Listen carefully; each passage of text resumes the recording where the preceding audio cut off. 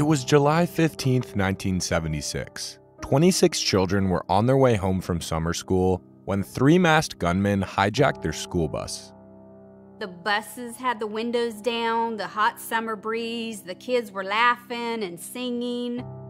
And then this man came up with a stocking over his head with a gun and said, "Open the door." The first man came on the bus and he had a gun.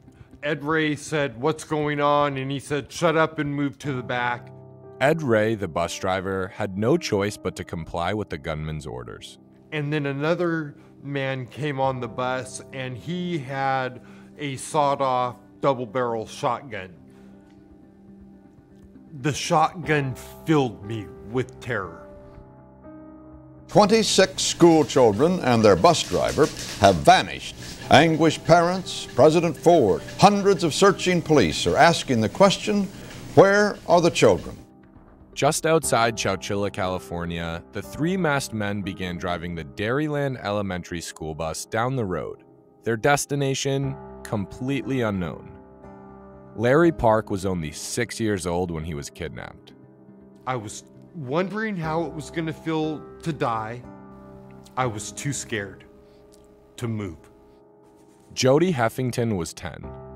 It's a hard thing to explain because I'd never been around guns. You only seen bad guys in the movies with stockings on, so I knew it wasn't good. Jennifer Brown was 9. Eventually, the bus went off the road down into a dry riverbed. And into this big grove of bamboo that were taller actually than the bus. And then, as I looked out one of the side windows, I saw that there was another van that was parked there. The kidnappers herded the stunned children from the school bus into two vans. The vans had been converted into makeshift jail cells, where no one can see in or out. They sped off with the children inside. And I felt like I was an animal going to the slaughterhouse.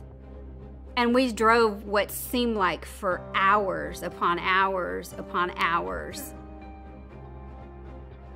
And a few of my little friends that are 5 and 6 that came over and started laying on me and crying. And I told them, be brave, because everything's going to be all right. The vans eventually began to slow down, lurching from side to side on rough terrain. The kidnappers then forced everyone down into a hole in the ground. The hole led to an old truck trailer buried underground.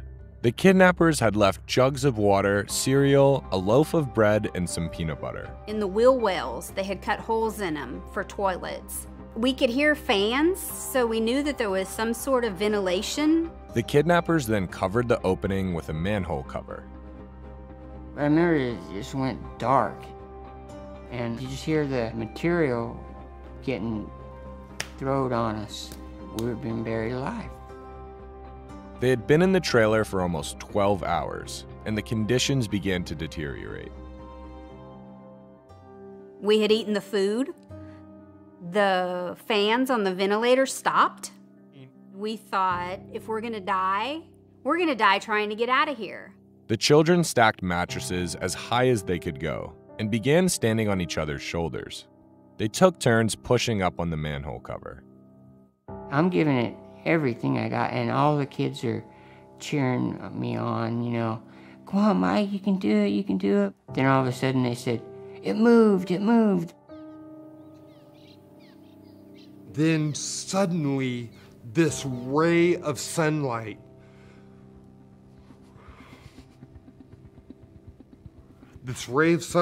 came down into the opening. It was catching the dust. And the dust particles looked like a bunch of shooting stars. There was this airflow that came out of the van.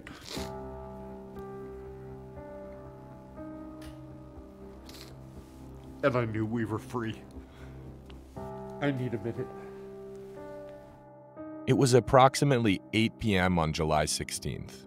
They had been in the hole for nearly 16 hours. We all just scurried like a bunch of little mice.